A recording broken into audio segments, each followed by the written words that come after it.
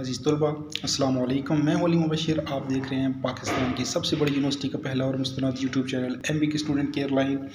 और वो स्टूडेंट्स जो फेल हुए हैं या जिनका एब्सेंट लिखा हुआ है उन्होंने क्या करना है, सवाल अब ये पैदा हो रहे हैं।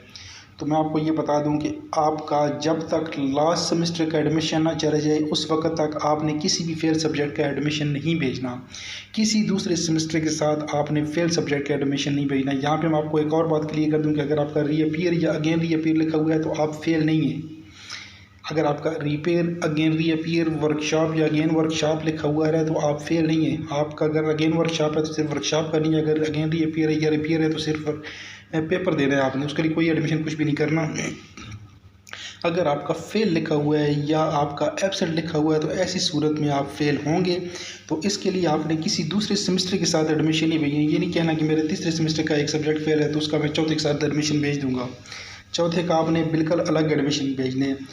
उसके बाद चौथे सेमेस्टर के बाद जब अगला सेमेस्टर आएगा, लास्ट सेमेस्टर के बाद जब अगला सेमेस्टर के एडमिशन ओपन होंगे तो उसके अंदर आपने अपने फेल पेपर का एडमिशन या एब्सेंट वाले पेपर का एडमिशन भेजना होगा। ये प्रॉपर तरीका। अगर आप किसी दूसरे सेमेस्टर के साथ भेजेंगे तो आपकी क्रेडिट लेस हो जाएगी, आपको उसके बाद में रिज़ल्ट में परेशानी होगी। तो उम्मीद है कि आपको बात समझ आ गई होगी कि पेपर फेल का या एब्सेंट का आपने एडमिशन अभी नहीं भेजना बल्कि लास्ट सेमेस्टर के बाद भेजना है, किसी दूसरे सेमेस्टर के साथ नहीं भेजना। इसके साथ मुझे दीजिए इजाज़त। अल्लाह हाफिज़। पाकिस्तान जिंदाबाद और ख्वाजा पाकिस्तान पाइंदाबाद।